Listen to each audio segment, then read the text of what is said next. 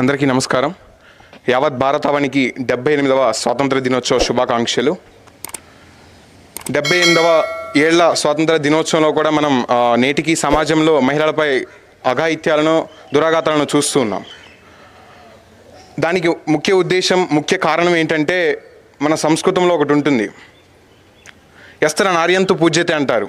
అంటే ఎక్కడైతే స్త్రీలు గౌరవించబడతారో అక్కడ దేవతలు నివసిస్తారని. మన భారతదేశం ప్రపంచానికి ఎప్పుడూ ఇటువంటి విలువలను అందించింది, కానీ నేటికి మనం వాటిని ఫాలో అవ్వట్లేదు. అలాంటి అస్తిత్వాలను మన యొక్క మూలాలను మనం మర్చిపోయి ప్రవర్తిస్తున్నాం కనుక ఇటువంటి దురాఘాతాలు మనం నేటికి చూస్తూ ఉన్నాం.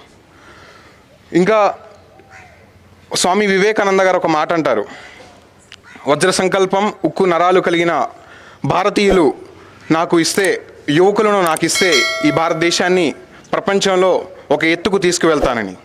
అటువంటి గొప్ప గొప్ప మహనీయులు పుట్టిన దేశం కనుక మనలాంటి యువత అటువంటి గొప్ప వ్యక్తులను ఆదర్శంగా తీసుకొని ముందుకు సాగవలసిన అవసరం ఎంతైనా ఉంది.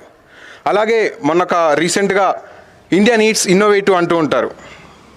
వివిధ దేశాలను మనం పరిశీలించినట్టయితే, డిఫరెంట్ కంట్రీస్, జపాన్ అబ్జర్వ్ చేసినట్టయితే అక్కడ హిరోషిమా నాగసాకి అటాక్ జరిగిన తర్వాత ఆ దేశం అనేది ఎలా రెవల్యూషన్లో వాళ్ళ యూత్ అనేది ఎంత ఇంపాక్ట్గా దాని దేశాన్ని క్రియేట్ చేశారు. దాన్ని ఇప్పుడు మనం ఇండియాలో ప్రపంచంలోనే జపాన్కి ఒక స్థానం ఉంది.